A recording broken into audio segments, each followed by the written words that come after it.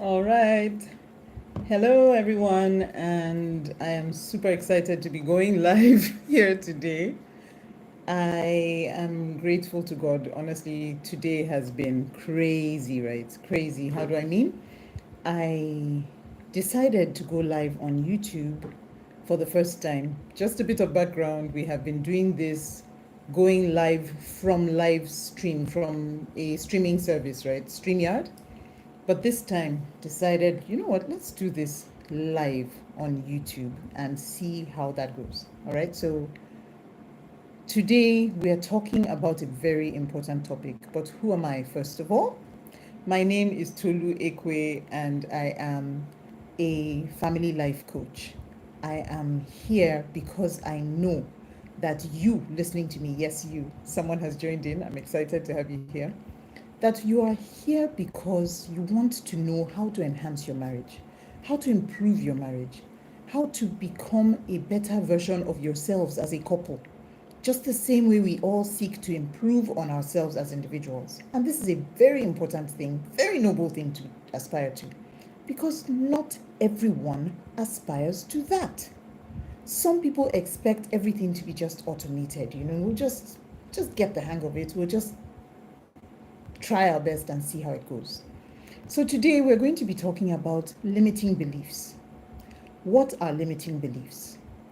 Limiting beliefs are those ideologies, those thinking patterns, those mindsets that put us in a corner.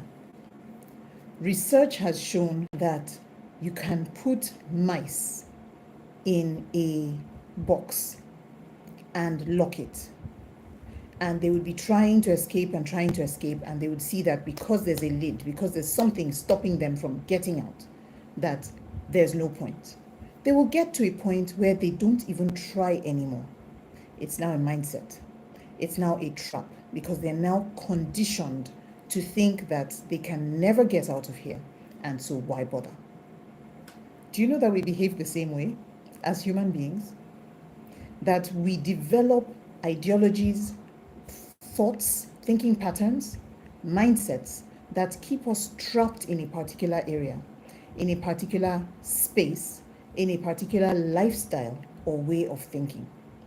And what that does is it restricts our capacity, our ability to make progress with our lives. Now, before I proceed, I must apologize. I came on live late, and this was because of a lot of things. I had a mindset, I had an understanding of how things work, because things have worked a certain way for the past year and a half that I've been doing these programs. However, I miscalculated. I did not anticipate the rain. I did not anticipate a number of things that came up, and I did not anticipate tech issues that made it difficult for me to come online. So here we go again with mindset, right? But I've learned a lesson today. I've learned something very important, and I'm happy that at the end of the day, it's part of my growth and my journey. Okay, so back on track. So today we're going to be talking about 5 limiting beliefs. 5 limiting beliefs that restrict us and stop us from making progress in our marriage relationships. I must warn you that these 5 are maybe not the ones you're used to or the ones you will guess. Now, as I'm talking, you're probably thinking already of some limiting beliefs that can restrict you. I'm married, I've been married for 21 years plus. I don't wear that as a badge of honor, because there are all kinds of marriages. I have a happy marriage and I'm grateful for it. But the point I'm making is that marriage is something that God honors, is something that God regards and thinks is worthwhile. And we as humans also can benefit maximally from it or can suffer horribly from it, depending on how we run it. Okay? So today, 5 limiting beliefs. We're going to handle 5 limiting beliefs. I hope this looks better. 5 limiting beliefs that affect us in our marriages and that restrain us. Quickly, let's go into the first one. The first one is the popular one: love is enough. Love is all we need. Yes, love is enough. And for many of us, because we think that love is enough, we go into marriage because I love him, I love her, we'll work it out. Unfortunately, down the line, you discover that there are many other things that are needed in a marriage. In marriage, you do need love, and love is important. But first, we have to even define what love is. And then when we do that, we now understand what love requires of us and of one another. We also need to understand that there are many other things, including responsibilities, including roles, including planning and working together and teaming up, building a team. There's so much involved. So when we think love is enough, what happens to us? How does that affect us? One of the first things that will happen is that we will develop a disappointment, if I may call it that. We'll develop disappointment because we'll not get the desired results. When we think love is enough, we are downplaying the importance of many other ingredients that are needed in a marriage. Let me inform you that there are marriages that have happened in the past, especially before we started getting so sophisticated and, romantic. There were marriages that were very practical, that were based on very practical information. That worked in the end. I don't say that to tell us that we should just aspire to marry and not have our emotions involved. But what I'm saying is that there are many other things involved in marriage. For example, communication. These days, I find that there are so many couples that find it so difficult to communicate. So difficult to communicate in a way that is productive. I'm not talking of talking. Many people think because they can talk, they can communicate. Those are two different things.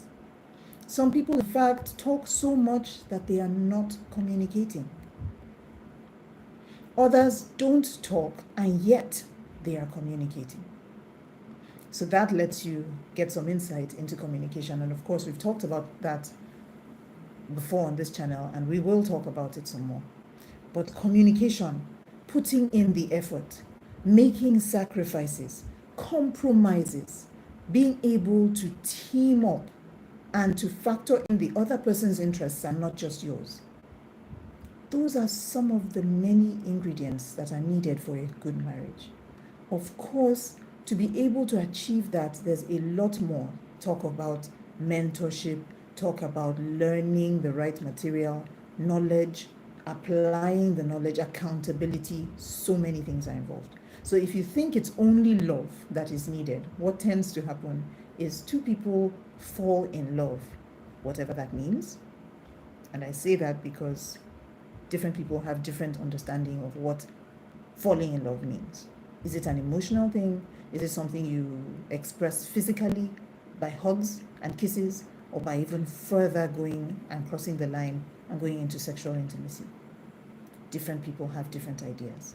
But what is correct? What is the best way? What is the safest way that will provide you with a safety net at the end of the day? These are some of the things that many do not think about. So, limiting belief number one, love is enough. Nope. Because what that does is put you in a position that does not prepare you for the realities of the marriage relationship. So love is important. It is a foundation, and a good foundation at that. But many other building blocks are required for the relationship. All right, so let's move on from there. And I see the chats. Let me just make sure that, okay, yeah, excellent. I see the chat box so that I can see if someone puts a comment in. All right, so the second point is my partner. My partner should make me happy. I should be happy and over the moon and excited because my partner is doing a good job. And if I'm not happy, the converse is true, right? it means my partner is not doing a good job. It means there's something wrong with my partner, there's something wrong with our relationship, we're not compatible, things are not working out. This limiting belief is one, it puts a heavy burden on the partner, on your spouse, to make you happy. It's their job to make you happy. Have you ever been in a position where your job is to make someone else happy?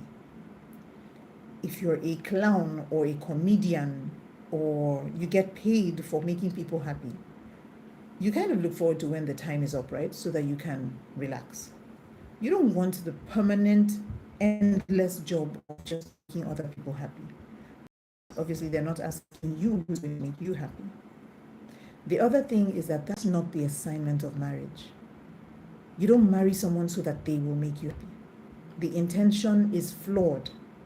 Welcome. Thank you so much for joining in. The intention is flawed if we marry someone because we hope that they will make us happy. Now, they could contribute to our happiness, and that's a beautiful side effect. But you don't go into marriage expecting that, okay, I'm entitled to happiness and this person is going to make that happen for me. Because two things. One, you're going to be extremely disappointed. And two, the other person is going to be extremely frustrated because that's not their job. And you have no right to be placing that demand. Not to mention the silent third point, which is that, are you doing that for them? Are you making them happy? And if you were, you probably would not be placing this demand on them in the first place. So of course, that begs the question, so who's supposed to make me happy if it's not my spouse? Good question. Good question. And that question takes us to the right direction. You start asking the right questions, you start getting the right answers. It's not your spouse's job to make you happy. It's actually your job to make you happy. So how then do you make yourself happy? Another good question. Another good question. Because the more we think the right thoughts and ask the right questions, the more we get the right answers. In marriage, in a healthy marriage, the desire of each individual is to help the other person to be happy. It's to serve one another. It's to do things that please the other person, not as a slave that the other person is expecting and demanding it of, but as a service, as a gift. Like, I'm so happy to make you happy. It makes me happy when you're happy. That's the attitude that we should have. And if each of us has that attitude, then we derive pleasure. Just, you buy a gift and the joy of the gift is not the tit for tat, like, I bought this for you, so I'm expecting you to buy this for me. No, the joy I get is seeing how happy it makes you. Yes, mission accomplished. I'm excited. Can you imagine if we could live like that? This is not something that we can do in ourselves. We're not born naturally to be selfless, to be considerate of other people, to be thoughtful of other people. It's not our natural bent. We think of us. We only have our own perspective. But this is where happiness starts to arise.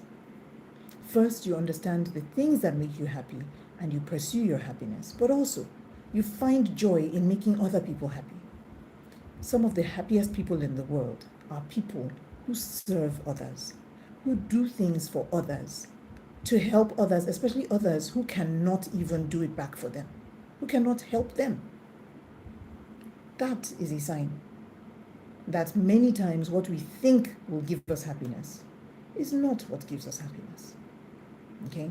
So the second limiting belief that we've mentioned, right, is the one that says it is the spouse's job to make me happy. I'm going to tell you this a bit about myself, in my own experience. When I thought that I would like to get married as a young girl, I remember thinking that, I can imagine how much I would want my spouse to do this for me and do that for me. And I had all these ideas in my head, and most of us have those. things that we want out of life, things that we want out of our spouse. And I had that.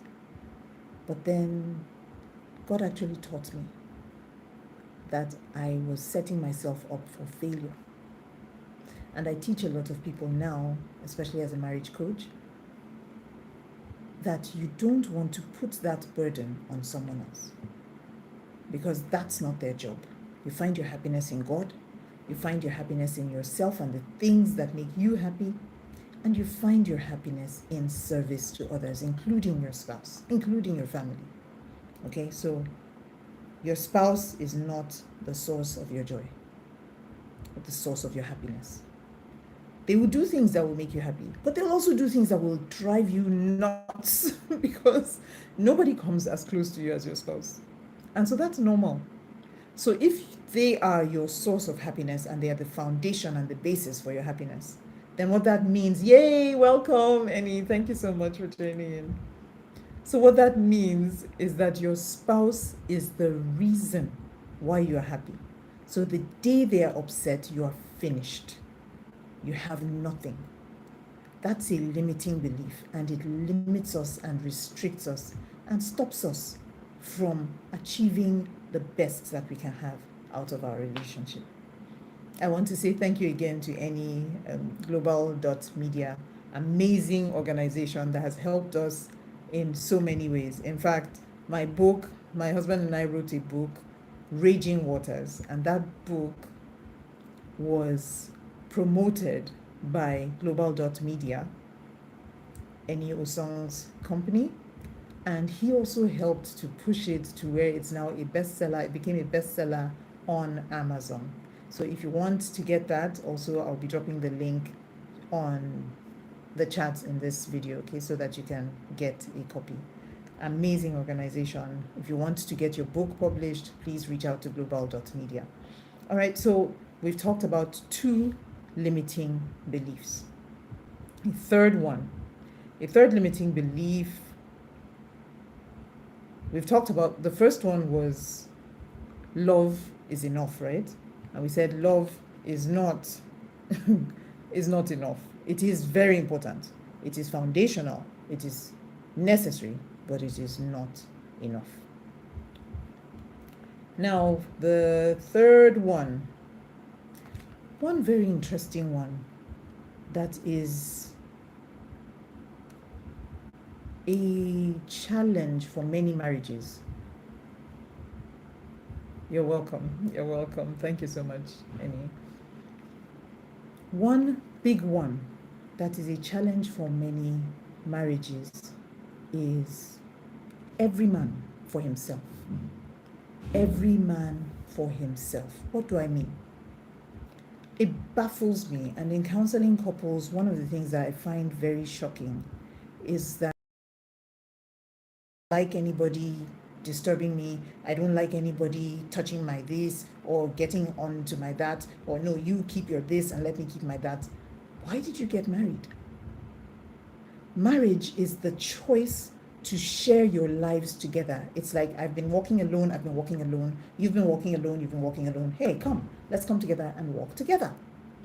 So how do you get to the point where, as a married couple, you decide every man for himself? And there are a lot of couples. Hello, thank you so much for joining in. I think because I'm doing this on my phone, I'm not seeing who, but I'm happy that you're here. Thank you so much for joining this live. So a lot of people get married and want to maintain their individuality and want to maintain it and hold on to it so tightly that they're not willing to reach a compromise. They're not willing to share. They're not willing to walk together. There's a verse in the Bible in Amos, I think Amos 3:3, I hope I'm right, that says, can 2 walk together except they be agreed? Can 2 walk together except if they agree? No. You have to come to an agreement and you have to walk together. But if I'm walking alone and you're walking alone, then even if we have a certificate that says we are married, we just have a certificate, we're not actually living out marriage. Okay, so that is the weakness. And what does that produce? Every man for himself produces a situation where, as a couple, You are not building, so you don't grow. The marriage is supposed to grow. If one person can chase 1,000, two can chase 10,000. That is the multiplier effect of marriage. You would expect two to chase 2,000, but two can chase 10,000 because it's not an additive effect. It's an exponential effect. The things that you can do together are amazing, especially a marriage under God, a marriage that is submitted to God. And so this is something that you end up robbing yourselves of. When you do every man for himself, you have emotional isolation. You are not connecting on an emotional level. You're probably not connecting on a psychological level. You may connect on an intellectual level, especially if both of you are intellectually matched. So you may be discussing politics and the last football match that you watched, or the economy of your country, or things that are outside of you, outside of your individual selves, outside of the relationship. But you're losing out on vulnerability. You're losing out on the pure, the goodness that comes from being able to be real with another human being. There's a breakdown of trust, especially if you used to be close and then you decide everybody for themselves. There's a loss of trust because I don't know what you're standing for if you're no longer standing for us. There's also lack of cooperation. Obviously, we're not working as a team, we're working as individuals. Then there's also an increased conflict and blame culture that develops. You start to blame each other, you start to have tension between you. It's not a healthy way for a relationship to go. You also have weakened commitment. A couple that lives like this, your commitment is reduced. You don't feel like part of something. You feel like this is an obligatory relationship. Have you ever worked in a place where all your boss tells you is do this and that's your next assignment, and they never ask how you're doing? And when you're upset, they don't even notice. And when you're sad, they don't even care. Or when something is going to affect you, they don't care. You're just this thing that is part of this machine that needs to just function. You're not happy. And some marriages are like that. So if you're thinking of your spouse as purely this other individual who handles this department, the food department, the children department, or if you're a woman, you're thinking he handles the bills, or as the case may be, depending on how the relationship is, or he needs to pay his own 50% because I've paid my own 50%. If that's all that's going on between you, it's not going to grow the relationship. You're not going to get the best out of that relationship. Okay, so those are some of the things that we will be losing if we hold on to that limiting belief. We cannot have a marriage that is every man for himself. It has to be, I'm for you and you're for me. And what that means is that we're willing to be flexible, we're willing to make compromises, we're willing to adapt as things unfold. Now, some couples need help developing this, and I understand that, especially if you've grown up in a setting where you've always had to struggle for yourself. It's not easy to learn to accommodate someone else. In fact, if you've even had a marriage, and we've had couples like this, where you've had a marriage where you worked together, you built unity, you built teamwork, you now work as a unit, you understand each other, and then distance happens. Maybe someone has to go and work for a period of time somewhere else. You find that a rift may start to develop. And after a while, these couples find it difficult to synchronize, to harmonize their plans, harmonize their ideas, work as a team, because something has gone wrong. Now, they may need help re-strategizing or rebuilding their unity, rebuilding that oneness, that bond, that team that says, I'm for you and you're for me. And coaching comes in very handy here. But incidentally, there are couples who have a fourth limiting belief. And this limiting belief affects people I just mentioned because they have this limiting belief that says we do not seek help from a third party. No third party. When I was growing up, I used to hear that a lot. No third party. Don't ever bring a third party into your marriage. It's just you and your husband. No third party. It sounds very good. It even sounds noble. And for some people, it sounds sacred. You know, this is a sacred relationship. It's just me and you. We are honoring our relationship so much that we do not allow intruders. Sounds that way. Except sometimes, if you change the narrative and think of someone who's sick, think of someone who has discovered a lump on a part of their body, right? And they don't go to the hospital. Instead, they hide it. You know why? We don't show third parties. We don't talk to anybody else. We just manage our problems. And then it grows, and it grows, and it grows. And then they now decide, you know what? Okay, maybe we'll make an exception. Let's go to the doctor. That's the third party. And they go to the doctor. And the doctor says, why didn't you come earlier? Because now all the resources that the doctor had that he could have used to help are weak, are pale in the presence of this huge mass that he's having to deal with, when he could have just dealt with it when it was tiny. And for many couples, this is what they do. We don't talk to anybody else until the roof is about to go off. We don't share our problems until we can't even find our feet anymore. We've lost it. We can't even find common ground anymore. Everything is gone. This is when we start to seek help. No. Even a relationship that is healthy, that is doing well, can seek help.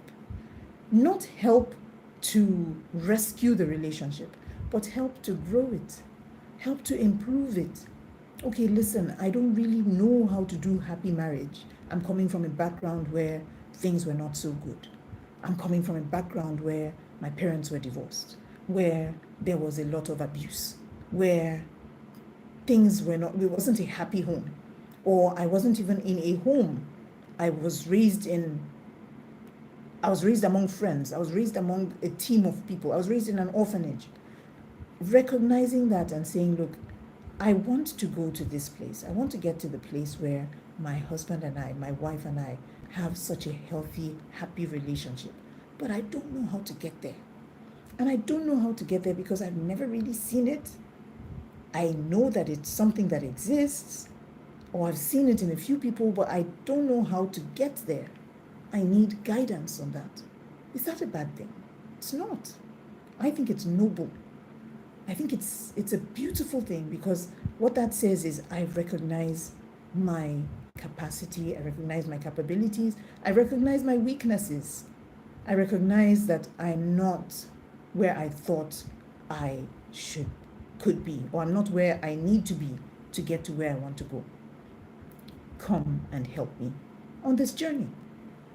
And then you get to where you want to go, you're happy, your spouse is happy, the coach is happy, everybody's happy, society is better for it. Why is that a bad thing? So unfortunately, this limiting belief has held many captive, and understandably. The people who hold to this belief are thinking of a lot of marriages that have suffered because somebody was invited to help and ended up messing things up. Somebody was invited to intervene and ended up taking sides with one of the two and making the problem worse. Somebody who was supposed to help took advantage of the couple and messed things up big time. And so they hear these kinds of things and they're like, ooh, no, I won't let that happen to me. No third party. But that's just like saying somebody went to a quack doctor and they had a bad surgery. Therefore, even if I need surgery, I will never go to a surgeon. No, you just need to go to the right surgeon, right? Hi, Kifa. Welcome. Thank you for joining in. So, you just need to go to the right surgeon. That's what you need to do.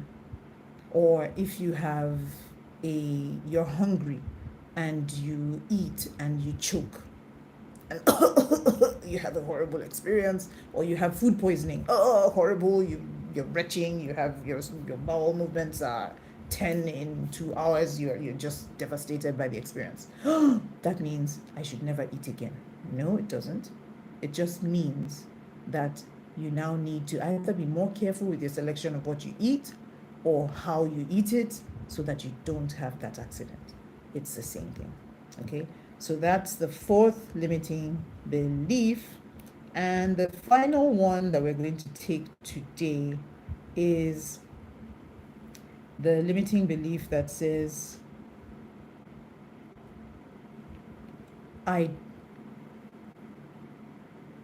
excuse me, that says, we've talked about, okay, I don't want a third party.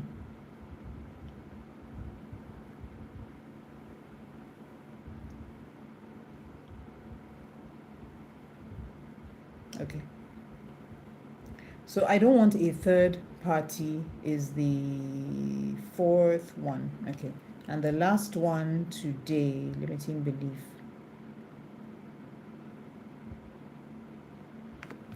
is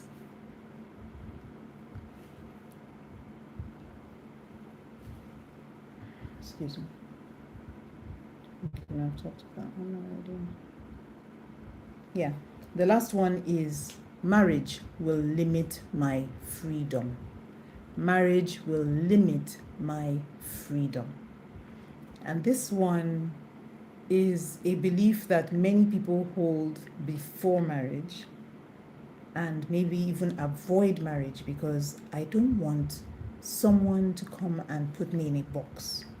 I don't want someone to come and tell me what to do and what not to do. Right now, I can do whatever I like, and I don't want anyone to come and restrict me. So, marriage can limit my freedom. So, what I'll say about freedom is, what is freedom? So, we need to define what freedom is, right? Because one of the things that we realize is our choices are, we make active choices, and there are collateral passive choices that come with it. Let me explain. Right now, I chose to be with you live on this program. Automatically, by default, I have chosen not to be in my friend's house, not to be with my family right now having a discussion at this particular point in time. I've chosen, by being here, not to be somewhere else. Even though I didn't actively choose, no, I don't want to be over there. No, I don't want to attend this program. Automatically, by choosing to be here, I've chosen not to be elsewhere. So this is what freedom does, okay? When you choose to be free to do a career, you're automatically choosing not to do another career, or not to be out of a job, or not to be a freelancer if you choose a particular job. So this is how it is. When you choose a marriage partner and you choose to do life together, then you're automatically choosing not to be loose and free to do whatever with whoever, however. You're choosing commitment. You're choosing not to be uncommitted. When you're choosing to build a family, you're choosing not to be the father of children from different families or from different women, or the mother of children from different men, or as the case may be. The point is, it's the freedom to choose. But when you choose something, then you now commit to that choice. It's the same way that you would choose to eat a particular meal. Some people choose to be vegetarian. When you make that commitment to be vegetarian, you're automatically making a commitment to not eat meat. So, does that restrict your freedoms? Yes. And still, it makes your choices clearer because you still have freedoms within that scope. So, within your marriage, you have the freedom to do so many things with your spouse, the freedom to explore life together, the freedom to build your lives together. Okay, when you make a commitment to build life together, you have the freedom to enjoy your lives together. But within those boundaries, if I choose to live in Nigeria, then automatically I'm choosing not to live in the UK. I cannot be in the UK and be in Nigeria at the same time. So those choices are determined automatically by the first choice. But where you want the benefits of being in the UK, even though you are in Nigeria, or being in America, even though you are in Portugal, you are trying to eat your cake and have it, so to speak, in the context of marriage. Okay. Now, what are the problems with this choice? When we choose that we don't believe, or when we think that we don't have freedom in our marriage, or that we have forfeited freedom because we are married, what happens? We tend to build resentment. In our hearts, we tend to resent the other person because we feel like they are trapping us. We feel like we are trapped in a marriage. We feel like, if not for this person, I would be free. Forgetting that you made the choice to commit to that person. What? You chose me, and then why all of a sudden am I your problem? It's a limiting belief. Now, all these limiting beliefs that we've mentioned, I've seen them in so many people and so many couples. And what that does is, if you choose a certain belief system, it affects how you implement marriage, it affects how you treat your spouse, and it affects the outcomes that you receive. Marriage is, I believe, fundamentally beautiful. But just like any tool or any equipment or any system or any organization, it's what you do with it that determines the outcomes. So these limiting beliefs, while restricting you and preventing you from getting the best out of the marriage relationship, they don't empower you to even to grow or to improve the quality of the relationship. However, with the right support, with the right help, with the right guidance, you can find out how to overcome these limiting beliefs and how to build a happier relationship. Because with each of these limiting beliefs, there is another side. Okay? If you don't believe, for example, that love is enough, automatically that opens you up to say, oh, so what else do I need if it's not just love? If love is not enough, I'm not going to just jump in there and hope for the best with just love.